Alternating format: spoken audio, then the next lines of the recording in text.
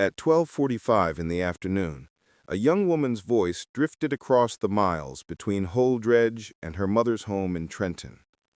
There was nothing unusual in her tone, no strain, no hint of fear. It was an ordinary check-in, the kind of call a daughter makes to reassure her family that all is well.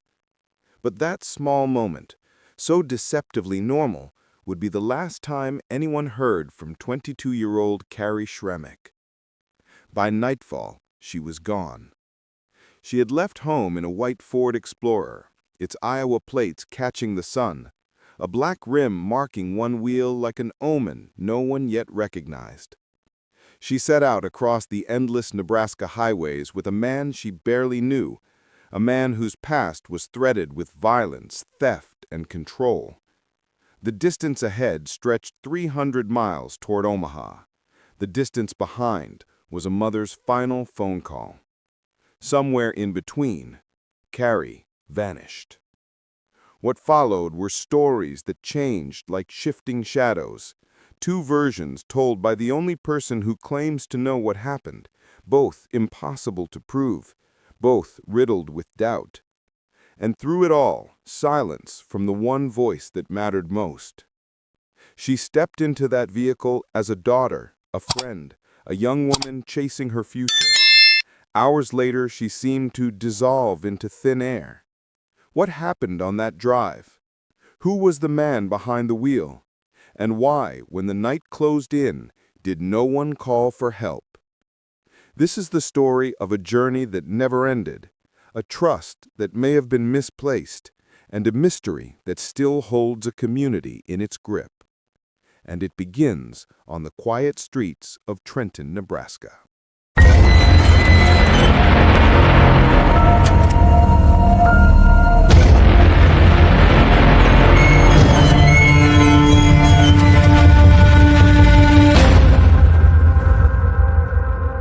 Nebraska's southwest corner feels like a place where time has learned to move differently.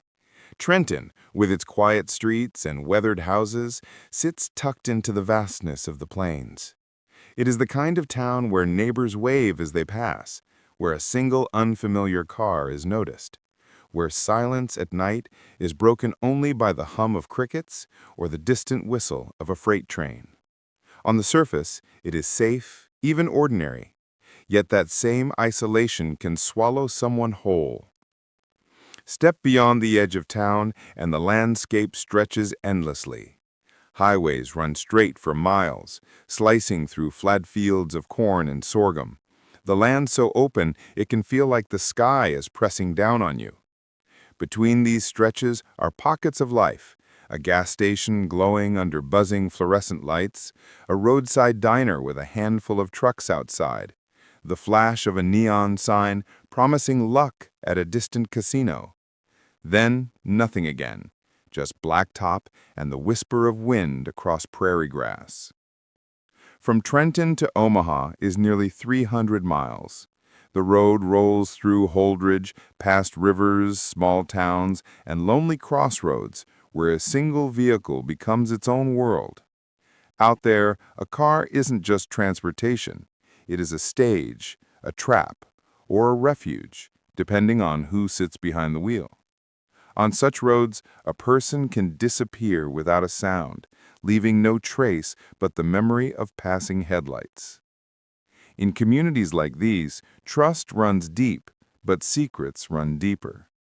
The same distance that binds families together can also protect the things no one dares to speak aloud. A disappearance here is not just a mystery. It is a wound that spreads quietly, carried in whispers across grain elevators, church pews, and grocery store aisles. And it was across these open stretches, between the familiarity of Trenton and the uncertainty of Omaha, that Cari's path began to blur into something no one could ever piece back together. Sunny Joan Sramek kept her life in small, stubborn stacks, a spiral notebook with practice tests dog-eared at the corners, a pencil whose eraser was smudged into gray, a chipped mug that always seemed to hold one more cold cup of coffee than it should. The house she shared with her mother smelled of laundry and the lingering sweetness of whatever was left in the kettle. Ordinary smells that anchored ordinary days. Those ordinary things were the scaffolding of a life someone was quietly trying to steady. When she laughed, it came as a quick, bright thing, not loud, but enough to make the room tilt toward her. She had a way of folding clothes the same neat way every time, of leaving sticky notes on the fridge with little reminders, phone numbers, a list of goals, the next practice test she meant to finish. She marked small victories the way other people mark birthdays. A past practice question scrawled with a triumphant check, a new contact added with the hope it might be the thread that unspooled into a job. There was a modestness to her plans, not the sweeping ambition of someone trying to conquer the world, but the steady work of someone refusing to be defined by what had gone before. Family photographs lined the living room shelf, a birthday smile frozen in print, holiday snapshots pinned with thumbtacks, the slow accumulation of a life that anyone would call ordinary.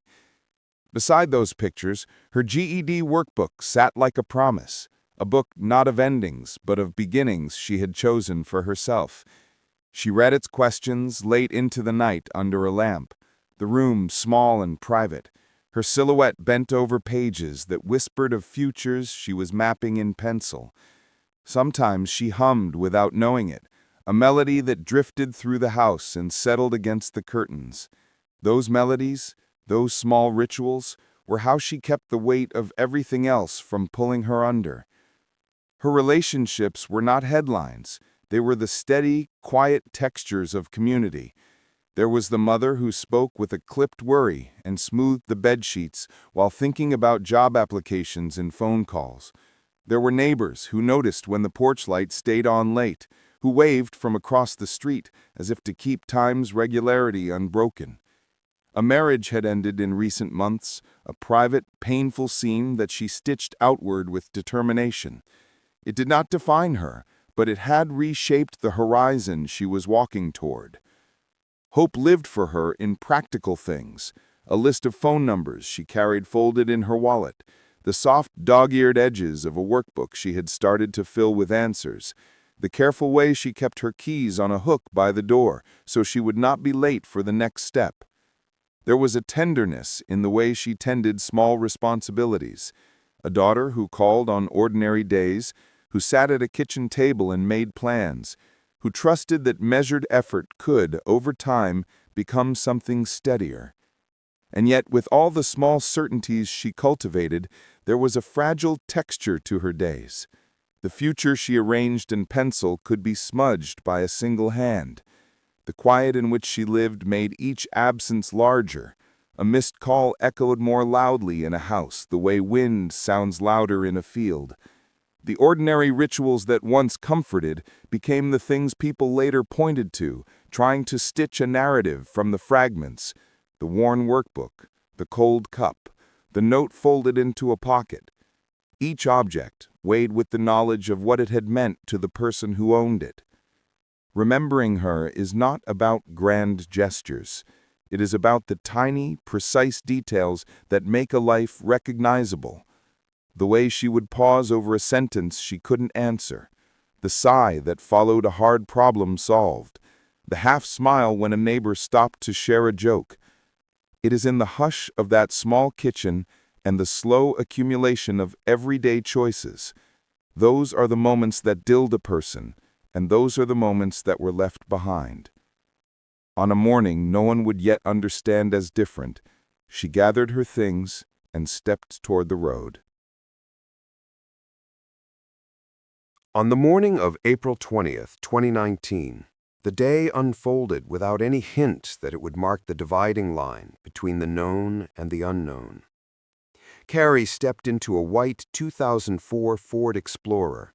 Its Iowa plate marked HJG 341, a vehicle that bore one detail so distinct it still lingers in memory: a single black rim on the back passenger side wheel. Behind the wheel was Floyd Clifford "Cliff" Coates, Jr., a man she had known, a man who told her family they were heading to Omaha to pick up his niece. It was nearly 300 miles away, a long stretch of road, but not an impossible journey. Ordinary enough, it seemed, for a Saturday. The image of that SUV pulling away from Trenton is simple and haunting. In a town where cars are familiar, where everyone recognizes the comings and goings of their neighbors, that vehicle became the stage of something irreversible. Two people set out. One would never be seen again. By early afternoon, the pair passed through Holdrege, just another name on the map between here and there. It was around 12:45 p.m. when Cari borrowed a phone and dialed her mother.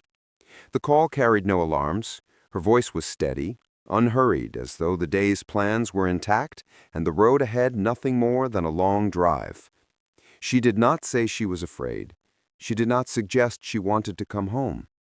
On the surface, it was a daughter checking in, no different from countless calls made before. And yet, that borrowed phone, that one moment of connection, became the last lifeline her family would ever receive from her. When she hung up, the silence that followed stretched into something unbroken, something no one could reach across. There is something chilling in the ordinariness of it all.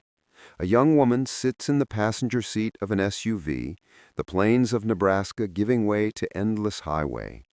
The hum of tires, the muted conversation, the shifting of sunlight across the dashboard. Nothing to betray that within hours everything would fracture.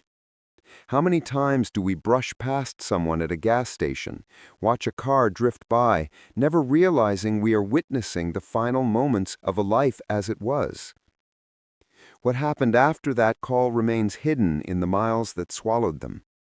The road between Holdrege and Omaha is long, monotonous, and often lonely, stretching in straight lines across fields where a single car can disappear into horizon and shadow. On that April afternoon, Cari's life seemed unremarkably intact. By nightfall, she had vanished without leaving so much as a footprint for her loved ones to follow.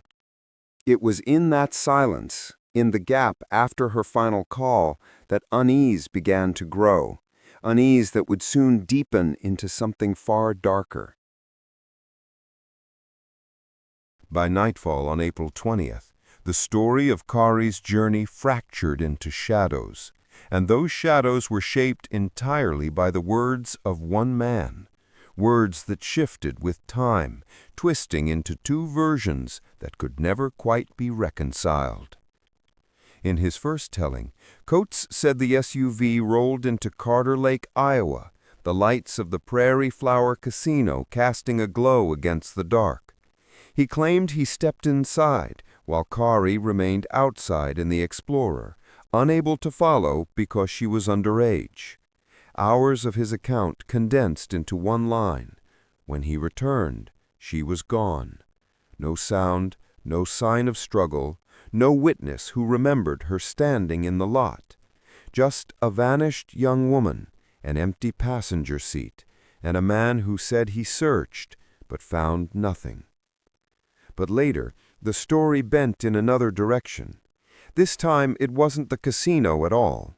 He said they stopped at a gas station somewhere in Omaha, Nebraska, a nameless, unmarked place amid the sprawl of fuel pumps and fluorescent light. He claimed he left her waiting in the car while he went inside. When he came back out, the SUV was as silent as the lot itself. Cari, once again, was gone. Two stories, two very different settings, and yet both lead to the same end. He drove away, leaving her behind, without calling the police, without reaching out to her family, without raising an alarm. The details he offered are chilling not for what they include, but for what they leave empty. No one recalls seeing her at the casino. No clerk remembers her at a gas station. Not one camera captured her walking away. The road that had carried her across miles of Nebraska now seemed to swallow her whole, as if she had slipped through a crack in the world. What lingers most is the silence in his actions. A young woman disappears in his care, and yet the hours that followed carried no call to authorities, no desperate reaching out to her mother, who had spoken with her only hours earlier. Instead, he left the city the way they had entered it, alone.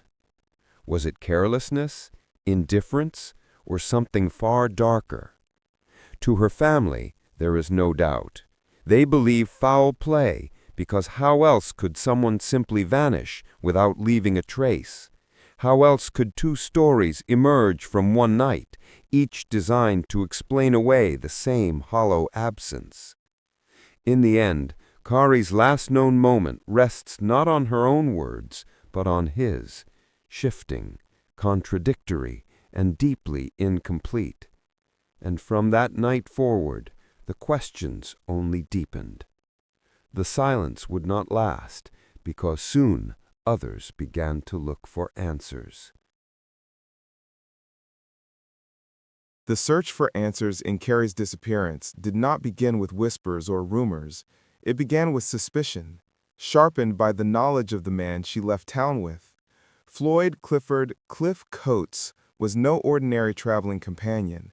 His name was already etched into police records across 3 states, Kansas, Iowa, and Nebraska. His past spoke of drugs and weapons, of sudden bursts of violence, of confinement and theft. To investigators, he was a man whose history seemed to echo danger at every turn. And now, he was the last known person to see Cari alive. When detectives began to dig, they found more than just old charges buried in court archives. Search warrants were executed at Coates' home and in his vehicles, a routine step that revealed a troubling collection. Inside his closet, ammunition, prohibited for someone with his record. In a vehicle safe, a handgun and 2 loaded magazines, a discovery that pushed his crimes far beyond the bounds of ordinary possession. These weren't oversights or mistakes. They were the tools of a man already forbidden from holding them. To prosecutors, the weapons were a breach of law. To Cari's family, they were a chilling reminder of the power he may have held that night. The investigation expanded, reaching into the darker corners of Coates' world. In May of 2024, years after Cari's disappearance, he and an associate, Dennis Lawson, were charged with tampering with evidence and with intimidating another person. Lawson was already behind bars, serving time since 2021, yet his name became intertwined with Coates' in fresh indictments. The charges painted a picture of deliberate obstruction. Court records stated the two had altered, destroyed, and concealed objects, actions intended to impair their integrity for use in an official proceeding. But what were these objects?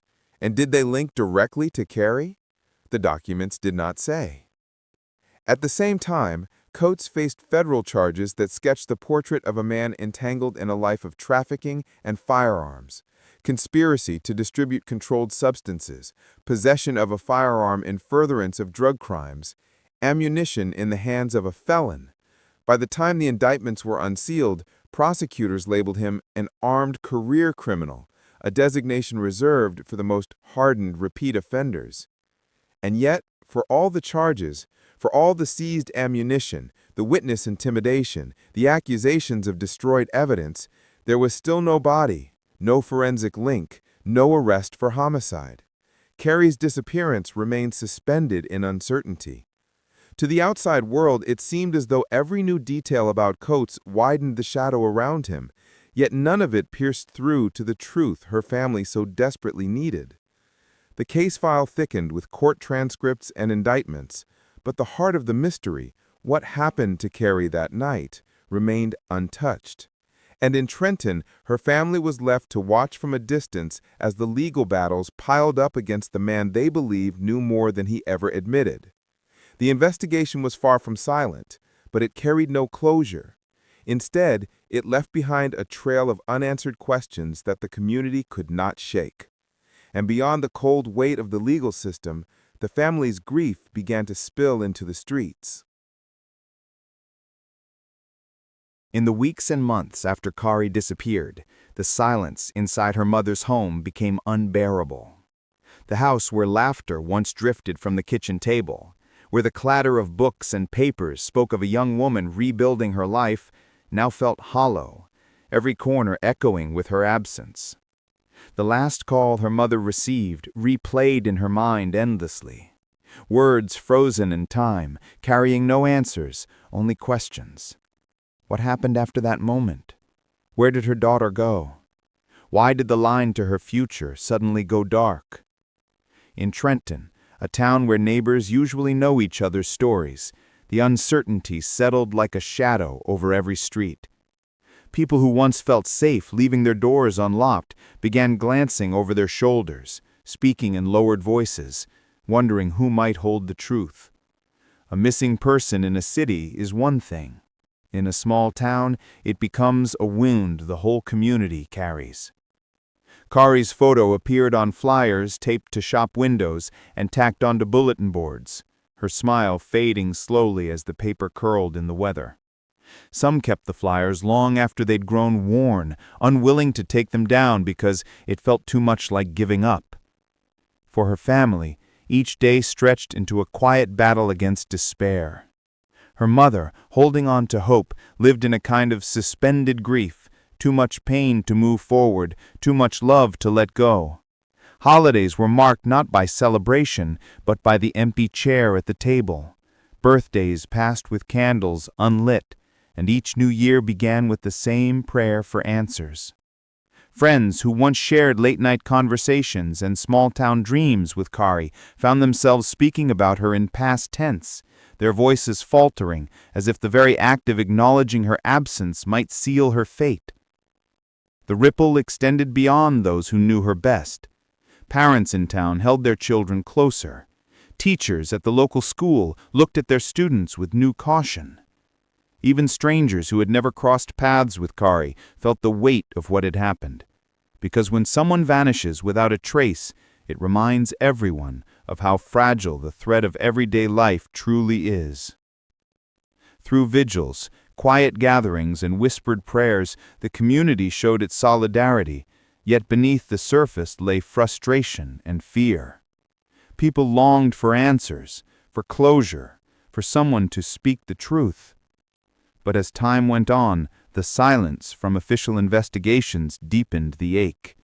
With no arrest for homicide, with no trace of Cari herself, her loved ones were left in a tormenting limbo. And so the town of Trenton carried on, its streets busy, its routines intact, but always with the subtle fracture, a reminder that one of their own had vanished into the night and had not returned. And for Cari's family, each sunrise was less a new beginning than another day waiting in the unbearable unknown. But in the midst of that silence, the story did not end. It only grew heavier, demanding to be faced. As the years slipped by, Cari's disappearance stopped feeling like a moment in time and began to feel like a season that never ended. What began as frantic searches and late-night phone calls slowly gave way to something quieter, heavier, a silence that seeped into every corner of her family's life. Each anniversary did not bring healing, but instead reopened the wound, as if the very passage of time was a cruel reminder that answers remained out of reach. Calendars marked with hope became instruments of torment.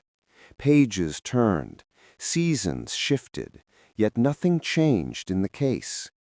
Winter snow fell and melted. Spring returned with its promises of renewal, and still there was no sign of Cari. Birthdays passed with her name spoken in hushed tones. Holidays with an empty chair. Photographs on the wall aging as the faces in them never did. The stillness of the cold case years became its own presence, an invisible weight pressing down on those who loved her most. Her mother carried that burden in the quiet moments when the phone didn't ring, when the house grew unbearably still. Friends who had once offered optimism began to falter, their reassurances turning into questions they didn't dare ask aloud. Was she out there somewhere, unable to come home?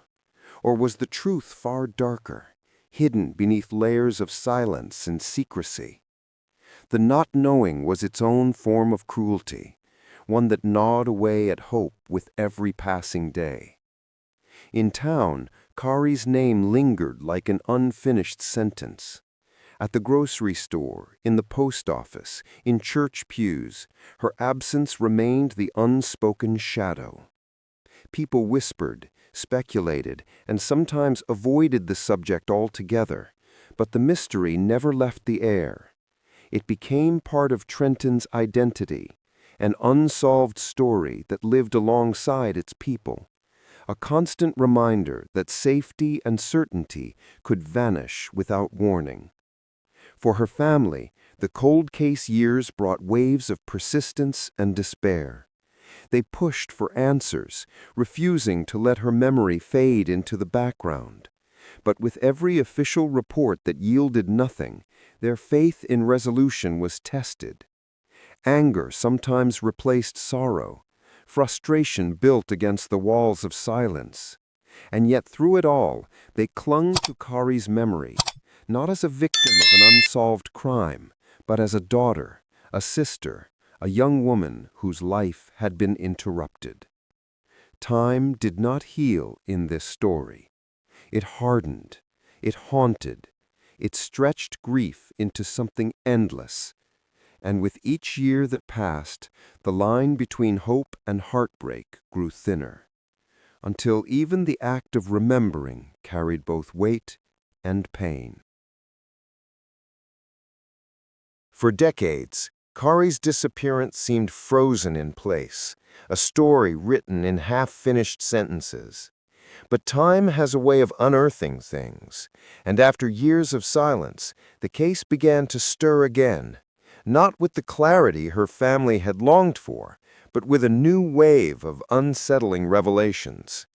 In May of 2024, investigators and prosecutors revealed charges that pulled familiar names back into the spotlight. The man who had last been with Cari, Todd Coates, along with an associate named Dennis Lawson, were indicted not for murder, but for evidence tampering and intimidation. The language of the indictment was stark. The men were accused of altering, destroying, and concealing objects to impair their use in an official proceeding, and of using threats to silence another voice. Yet the document stopped short of linking those actions directly to Cari's disappearance. It was a legal maneuver that raised more questions than answers. Behind those charges was a portrait of a man whose life was already steeped in violence and lawlessness. Court records painted Coates as someone with a long and dangerous history. Convictions spread across Kansas, Iowa, and Nebraska, ranging from drug trafficking to weapons offenses, battery, false imprisonment, and theft. He was, in the eyes of prosecutors, not just another offender, but what federal law calls an armed career criminal. When police executed search warrants, their findings were chilling. Ammunition stashed away in a closet, a handgun tucked into a vehicle safe alongside loaded magazines, each discovery illegal in the hands of a man barred from possessing them at all. The charges did not end there. Federal prosecutors layered on weighty accusations: conspiracy to distribute drugs, possession of a firearm in furtherance of trafficking, possession of ammunition by a felon and drug user. Each count carried heavy penalties. Each painted a picture of a man living on the wrong side of the law. And yet, for Cari's family, the heart of the matter remained painfully untouched. For them, these new charges mattered less for what they proved than for what they might imply. Did the tampering, the intimidation, the weapons, all of it, tie back to that night in 1987? Or was this a parallel thread, running alongside their daughter's mystery, but never crossing into it? For the community of Trenton, the news carried an unsettling duality. On one hand, there was vindication. proof that suspicion had not been unfounded, that the shadows surrounding Coates had weight. On the other hand, there was frustration, a hollow echo of progress that didn't fill the void Cari's absence left behind. Each new filing, each mugshot, each headline seemed to circle the truth without ever landing on it. Still, after decades of cold silence, the simple fact of movement brought a fragile sense of momentum. The story was not forgotten. The case was not abandoned. The wheels of justice, slow and imperfect as they were, had begun to turn again. For those who loved Cari, it was not enough, but it was something. And as these new developments unfolded, one question hung heavier than all the rest. Would they finally lead to answers, or would they prove to be just another detour in a story already defined by loss? The shadow of that uncertainty leads us directly into the case's present moment, where the search for truth continues. When investigators, journalists, and family members turn their eyes toward the mystery of Cari's disappearance, one name rises again and again to the surface: Floyd Clifford Cliff Coates, Jr. He was the last person known to be with her, the man behind the wheel of that white Ford Explorer on the afternoon she left Trenton. And from that moment forward, every piece of the puzzle seems to bend back in his direction. Coates's own words formed the first cracks in his credibility. In one telling, the journey ended at the Prairie Flower Casino in Carter Lake, Iowa. He described going inside alone, leaving Cari outside in the vehicle because she was underage, only to return and find her gone. In another version, the location shifts, a nameless gas station in Omaha, a late-night refueling stop, the same vanishing act waiting for him when he walked back to the Explorer. Two accounts, two backdrops, but one identical outcome. She was missing, and he left without ever calling for help. How does a man who witnesses someone disappear in the night simply drive away? That is the question that has haunted every retelling since. The inconsistencies in his story deepen the shadows around him. The casino and the gas station are separated not just by geography, but by plausibility. Both suggest opportunities for public witnesses, for surveillance, for some trace of Cari. And yet not a single shred of independent evidence confirms that she was ever at either place. The details do not align, and neither version offers a reason for his silence afterward. It is as if the truth was fractured into pieces before it ever reached investigators. But the contradictions are only part of the portrait. Behind them lies a long and unsettling criminal history. Coates's record stretches across 3 states, Kansas, Iowa, Nebraska, and reveals a man repeatedly entangled in drugs, weapons, and violence. Among his convictions are charges for battery and false imprisonment, offenses that point to a pattern of control, of force, of a willingness to hold another person against their will. For anyone trying to understand what might have happened to Cari, those details form a chilling backdrop. The dangers did not fade with time.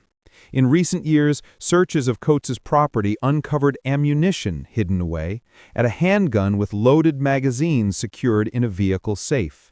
Illegal possessions for a man already barred by law from touching them.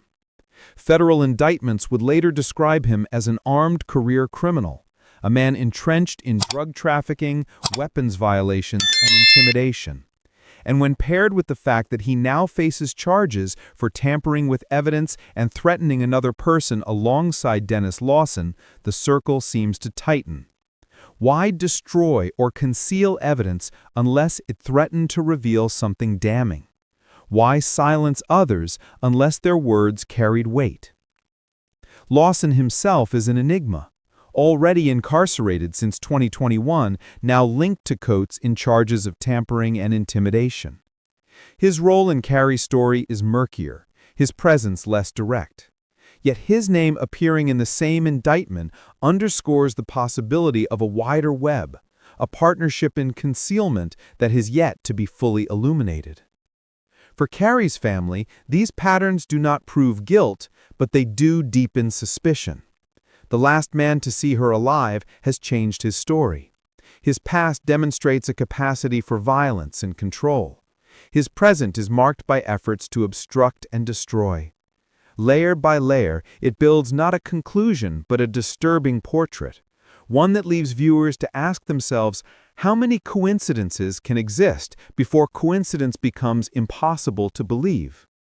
And as this portrait sharpens, the story circles back to the core that has never changed, the missing young woman whose absence still demands an answer. Months have folded into years, and still the silence remains. Cari Sramek has never been seen again, never been heard from, never been given the chance to finish the life she was only just beginning to rebuild. The search for her led to courtrooms and indictments, to criminal charges tied to weapons, drugs, and tampering, but none that carry her name, none that answer the questions left behind on that April afternoon in 2019. The man who told two different stories about where she vanished now faces accountability for other crimes, yet when it comes to Cari, the ledger is still empty. No arrest for homicide, no confession, no resolution. For her family, each day without answers is a reminder that absence is its own kind of torment. The last memory they hold of her voice is a simple, ordinary call, a calm reassurance from the road. Then nothing. It is a moment suspended in time, replayed endlessly against the backdrop of what might have happened afterward. Was she abandoned, betrayed, taken by force? The truth has been buried beneath contradictions and silence, and the longer it remains hidden, the heavier it becomes. In Trenton, the story has settled into the landscape like a shadow that will not lift. Neighbors still remember the young woman who once walked their streets, the daughter and sister whose photograph hangs in homes, whose name still echoes in whispered prayers. Each anniversary brings not closure, but a reopening, another year marked by unanswered questions and the same hollow phrase, unsolved. An empty road at twilight tells the story now. A flyer curling at the edges, fading in the wind, becomes her monument. A single photograph, held up against the darkness, fades slowly into black. And in that silence, the case of Cari Sramek endures, not closed, not forgotten, but suspended, waiting. And while her story lingers unfinished, those who loved her carry forward the fight to keep her name alive.